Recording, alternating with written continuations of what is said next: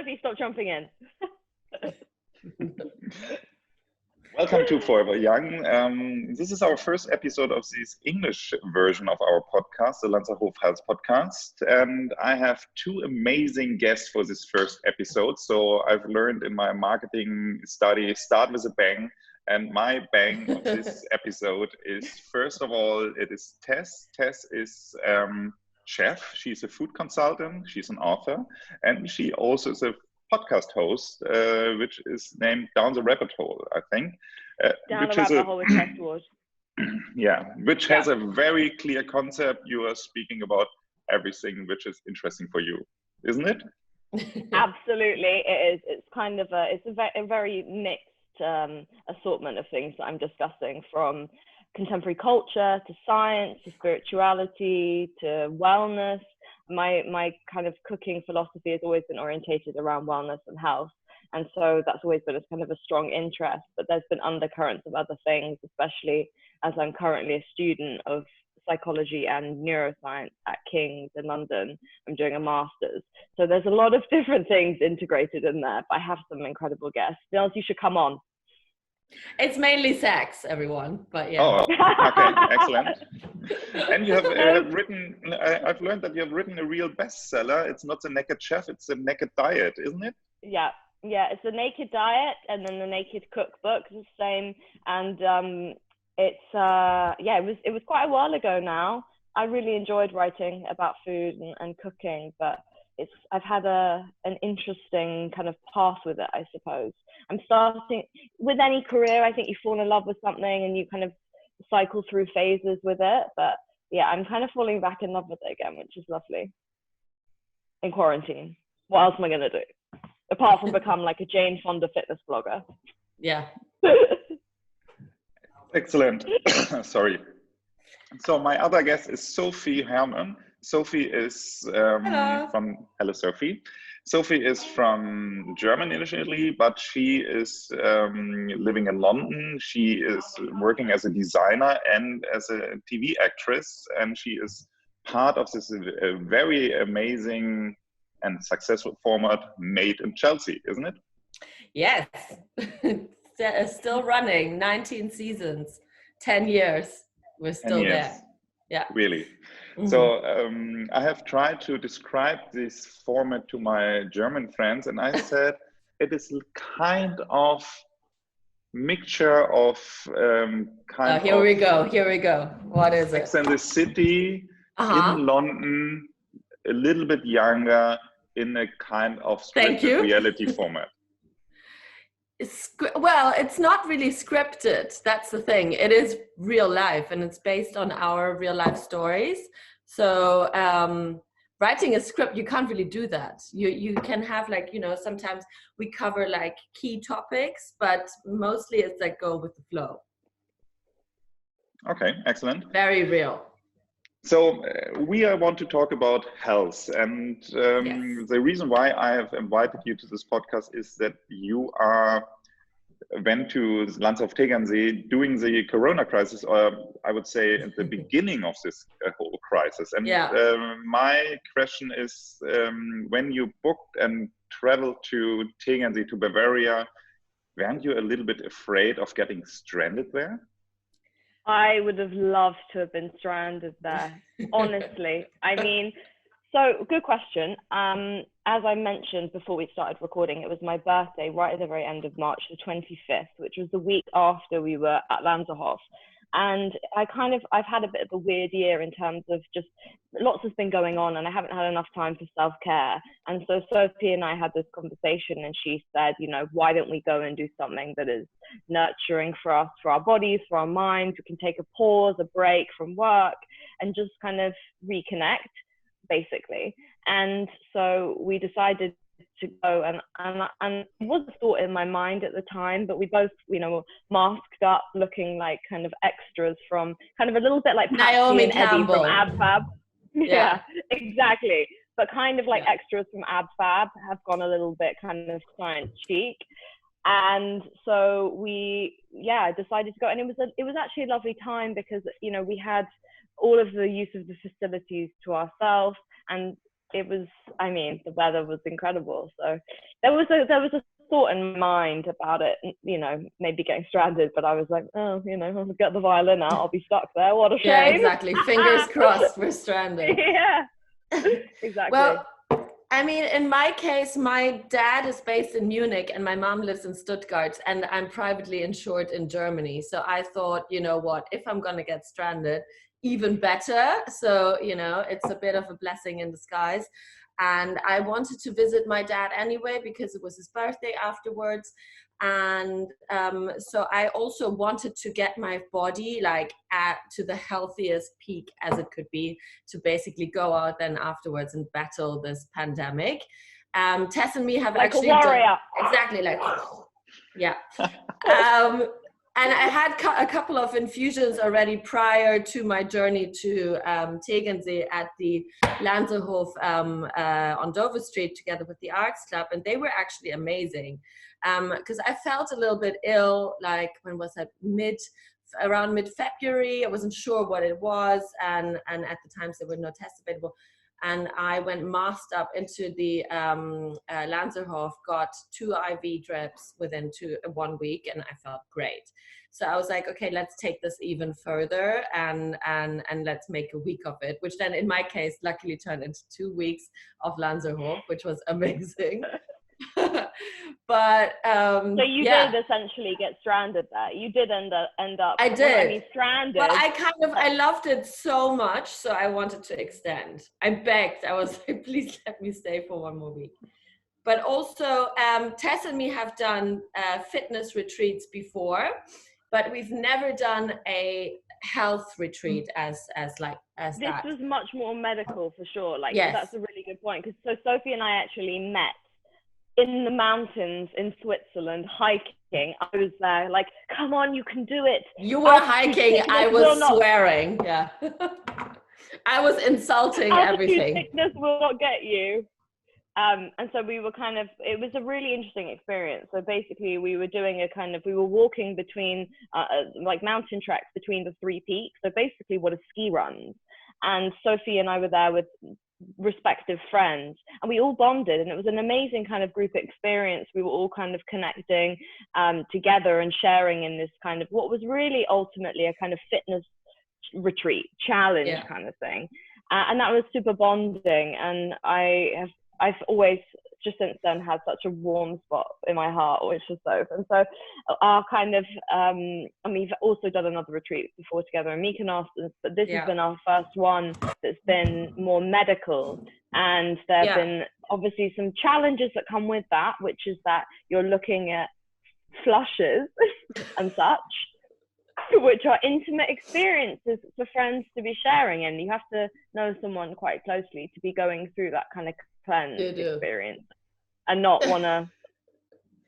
So is it possible that you can probably describe for our listeners what your daily routine at Lanserhof looked like? Yes. Yeah. So if I'm actually now at this point where I'm missing the taste of bitter Epsom salts in the morning. So this is what I get now. I'm 3 weeks back in my flat now, isolating, and I'm missing this taste. So basically you wake up every morning, they already have glasses ready for you in the evening that you take to your room, then you fill them up with lukewarm water, like this much, and you neck it in the morning, first thing. Then you can't have anything for about half an hour. So these salts start working in your guts. Down they go. Mm-hmm. Down they go. I mean, honestly, in the beginning, I was like, this is the worst thing I've ever done. I don't know why I signed up for this, and this is terrible.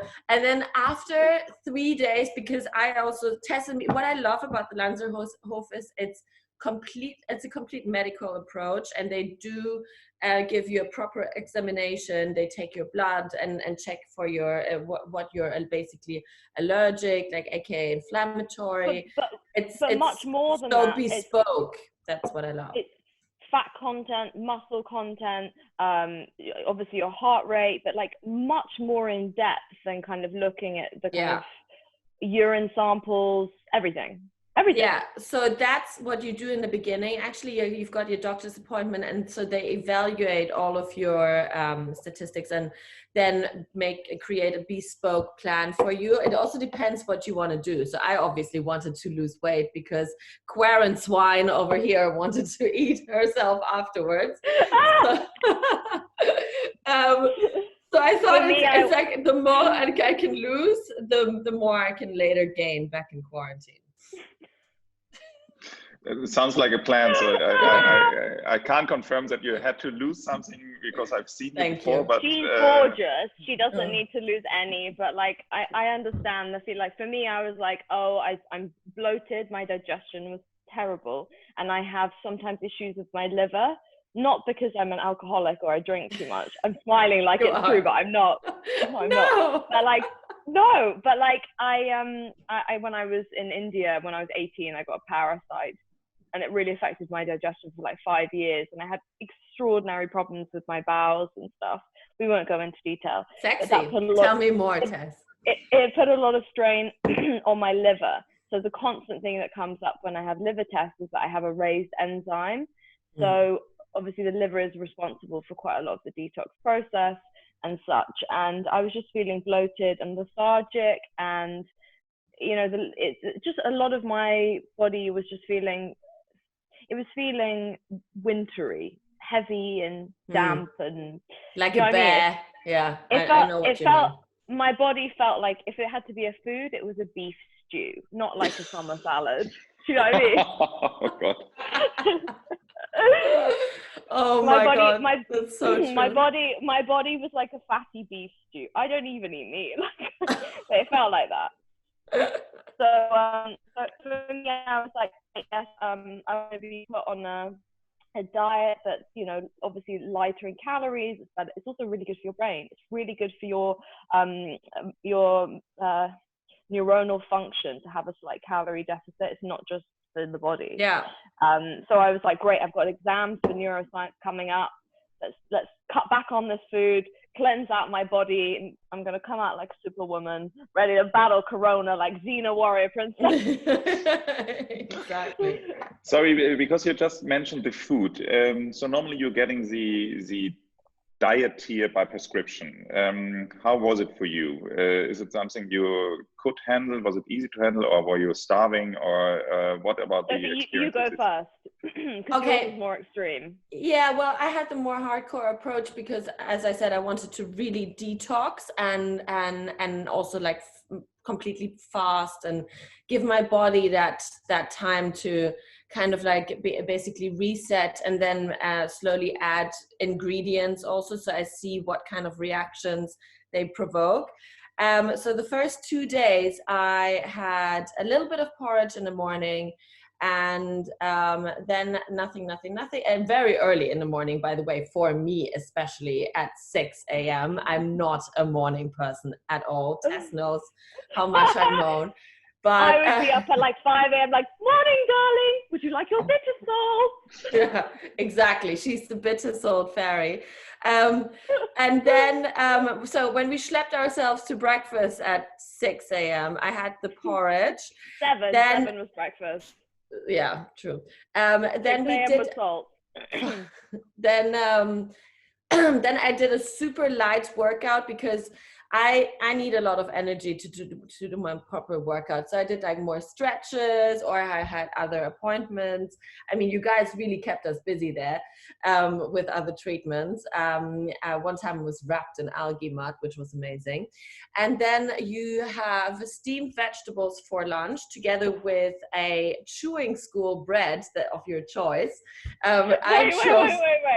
It's not chewing school, it's a chewing trainer. It's chew school. Chew school. That's how I call it.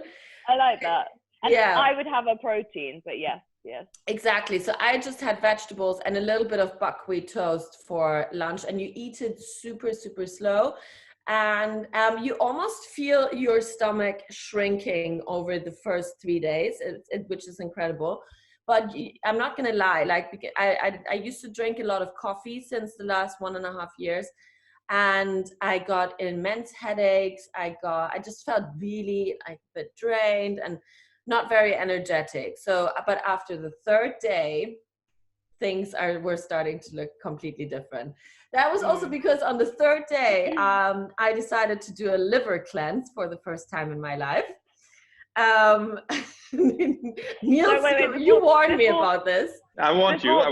You warned me. Before you say about the liver cleanse, I'm just going to quickly say for my diet experience, because it was different. Like mine. Oh yeah, I had broth every evening. That was it. Nothing else. Yeah, so I had more than that. So we'd have the same breakfast, but I'd have an optional protein extra. So I could have maybe some some spread, or I could have 2 different spreads and toast instead of porridge. And then I also had a little piece of fish or whatever protein supplement I wanted at lunch. Smoked trout always. Just broth. Or the tartare, that was so nice. The tartare, especially with fennel. Anyway, the food was just simple but really good produce, like all the fish from the lake, which for me, like I don't like to eat seafood unless I'm next to the sea, and like it was lovely, just really simple but really delicious food, and it was perfect because I didn't feel like I wanted loads more. I was like, okay, I've had what I need, and like to listen to my body. But same, the first 3 days I had the worst kind of caffeine headache, and I was exhausted. Like I was when we first arrived, I was like, oh, I'm gonna do a little bit of a workout. We're gonna go. So we were like, we're gonna go to sauna. We're gonna go have a steam. Maybe we'll just do a little bit of a cross train, and then maybe some Pilates moves. And we were both like, ugh, on the bed, like fell asleep. Like couldn't move because my body, it just, I needed some rest. I needed some rest time, and you don't realize we both live in London. We're busy, you're on the go all the time, and like when you kind of hit that pause button, it takes your body a minute to like stop moving. You're kind of still like going forward until you have to, do you know what I mean? Like a car braking. And so the first 3 days were tough, but then afterwards, like I'm quite an energetic person. I felt like Superwoman from eating less food and working out like a good amount, and also kind of and just sleeping really well, relaxing, like listening to my body, like we went to bed at like 8:30 every night, which was crazy. Yeah, I was quite astonished to see that you have posted some workouts on Instagram, and I was really impressed by your power you've got for this kind of workouts. That was after the liver cleanse. I was definitely incentivizing the workout because obviously I had more food and had more energy, and I think we're a good yin and yang. Sophie's good at the relaxing and the like, we have some time on the balcony now. Do you know what I mean? You gotta get that vitamin D in as well. Right. So, I'm like a Duracell bunny, and I'm like, okay, let's go. Very. Let's do a Tracy Anderson video. No thanks. But for example, I've been doing that yesterday. Oh my god, it's a killer. You're doing this every day on your trampoline? No, I'm not doing every day. I'm doing trampolining maybe 3 times a week, and Tracy Anderson maybe 2 times a week or 3 times a week. Good. Write that down, everyone. Was there anything that you did not expect it? Was it a surprise for you? Lanserhof. Yes. No, that's a really interesting question. I think for me, I didn't expect to find having no people there as relaxing and enjoyable as I did. To be honest, like it's true. You think it's going to be, everyone's, they're like, oh, we're lower capacity at the moment. There's not so many people around, but like Sophie and I keep ourselves entertained so easily, and the staff was so lovely. And we had more time to read. We had more time to use the facilities and make use of them alone. There wasn't anyone else there. And it was just the kind of, it felt like we were in a country house for the weekend with a whole bunch of people looking after us. And it was like just us and everyone else was tending to us. It was quite, it was a little decadent, put it that way. Yeah. I mean, I got so much so many messages and so many comments of just people saying, you guys you're the luckiest people in the world. You selected the best place to wait this out. Like, stay as long as you can. Corona, I feel like queens, well done. Yeah, the quarantiner. Yeah, so we definitely made the right decision of coming there 100%. But I was also, for me, just a surprise in general was like things like doing the liver cleanse, for example, or even a colonic. Sexy. Let's get that. Have you never done one before? I've never done a colonic before in my life. I was always very scared, and I know Niels loves it as well. Niels hates it, but I have to say I've done twice in the end. Love a hose up the bum. I mean. What did I want to say now? Now you brought me out of my... anyway, so at the end of my trip, I've done 2 colonics, 1 liver cleanse, and I felt so amazing. My stomach normally is always a bit bloated. No matter what I eat, I can eat a grape and it bloats. At the time when I left, it was almost going like inwards. It was so soft, like you can really feel how like gut health is becoming completely different. Well, when she left was to look like Moss in the 90s, and she definitely achieved that within. Exactly. When you turn to the side and you're like invisible. Is there anything that you take from your stay as a kind of learning which you have now took over into your daily life? Is there a kind of routine or anything? Really good question. Really good question. You go first, Tess. I've definitely, Sophie and I've talked about this kind of since we left. Like, after obviously was my birthday, so I had one day where I just kind of had a really big celebration. But they say it takes like 30 days to make a habit form. And I feel like since I came back from Lanserhof, I've been much more kind of intuitive about when I eat. So I don't stick so much to meal times, but I don't eat for like 3 hours before I go to bed, and I'm going to bed early, waking up early, definitely chewing my food a lot better, and I'm still doing the bitter salts because I understand it's a funny thing trying to explain kind of Epsom salts, bitter salts, same kind of thing, but magnesium helps to flush everything through your body quicker, and it's not the same, it's not a laxative, and it's really hard to kind of explain exactly what it means to move everything along faster. But our digestion is so complicated and it's so long, and it's got so many different parts to get through and everything, and so pushing everything out through your body much quicker, it just means that everything is just working more efficiently. And I find that actually it stops me from feeling sluggish and tired. So I'm maintaining with the bitter salts, not every day but every few days when I need it. And things kind of like simple foods, like I've been cooking quite a lot of Italian style food and a lot of things that just require only very few ingredients, instead of, because I find that when you overcomplicate food and you're adding lots of things in, it actually makes you almost hungrier because you have all these different tastes going in your mouth, and I think it complicates the digestive system and the stomach. So I try to kind of, for example, I've been making things like Parmigiana melanzane, so like an aubergine with tomato and then some kind of cheese at the top, things like that. And if I make pasta, I make it with like some wild garlic season at the moment, so like wild garlic sauce with gnocchi or pasta. I love it. Or just very simple baked fish with some greens. So I'm actually really enjoying that. So simplicity, taking time, sticking to the salts. It's all of the knowledge and the remembering is percolating. For me, because of this like whole elimination diet, almost what we did, where we cut out almost everything and then added slowly different ingredients, I found out that I have a huge intolerance to egg. And I used to have eggs almost every day. And apparently it was quite interesting. So what you have like on a regular basis every day, a lot of, such as almond milk in my case, and eggs and stuff, or even celery, because I have celery juice every day. I basically had a higher inflammatory rate for that. So I got advised by the doctor to cut this out for a while. The longer, the better. And then I can basically add it slowly again to my diet. And I realized this after the first week. On the first Sunday, we got 1 egg for this because it was Sunday, special time. Yes, special treat. You get an egg today. And honestly, I thought I have a scarabaeus, mummy monster in my stomach that's laying eggs and eating itself out of me.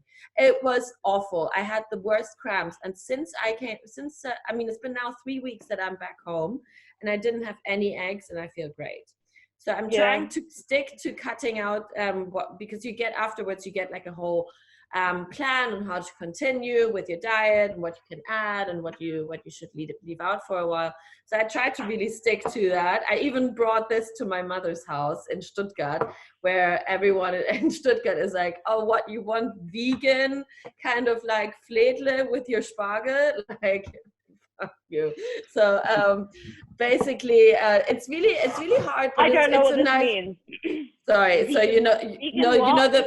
remember the pancake where I told you it's a Swabian delicacy and you wrap it around the asparagus like a Swabian burrito?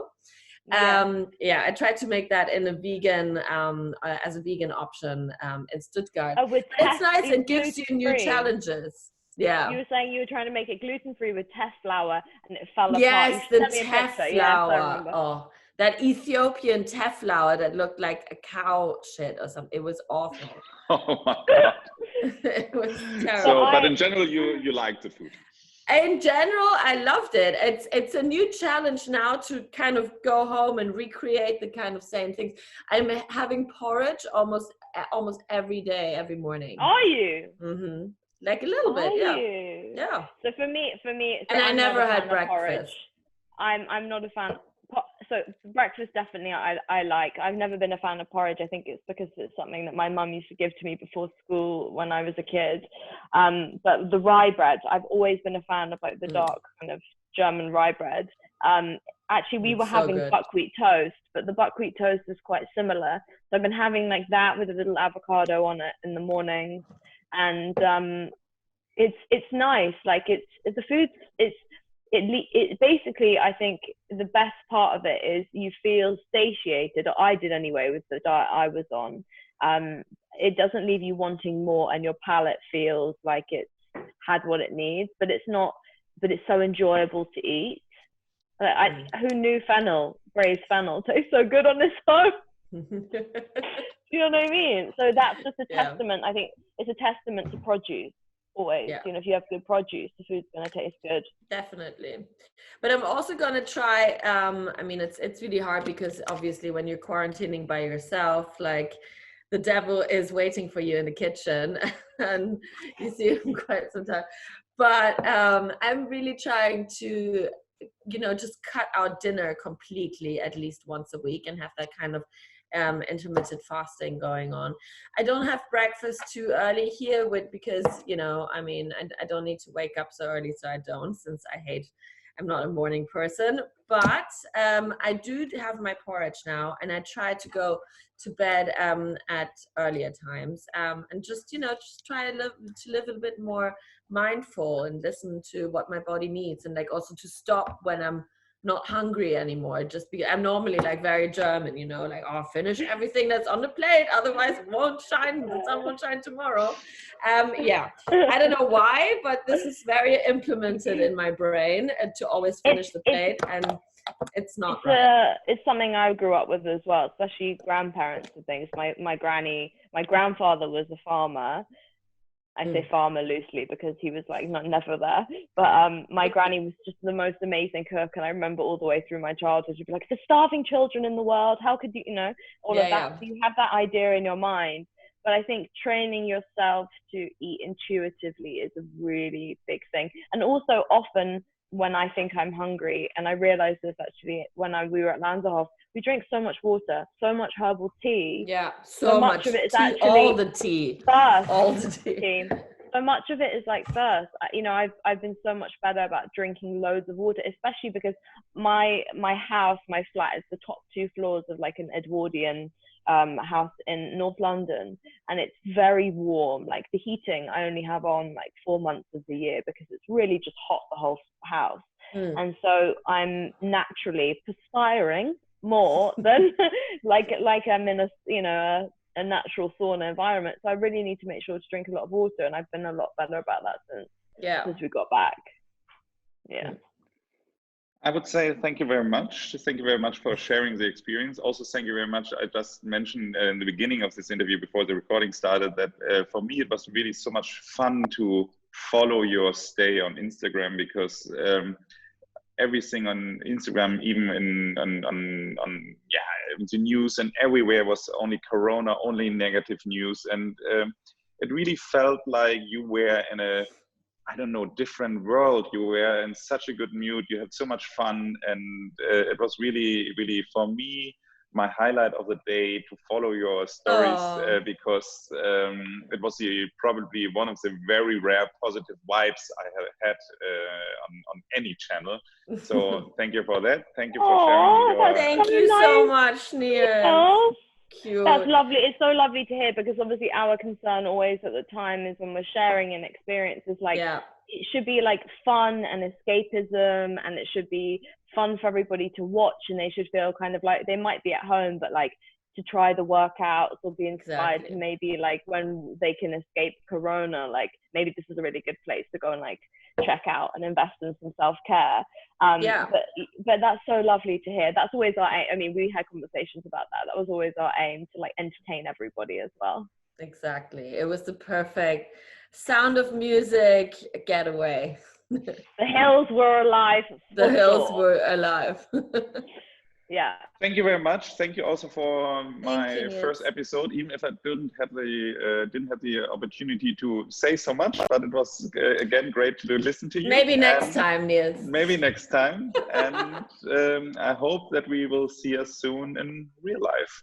Yes, for sure. I'd love that. When we speaking of the new one is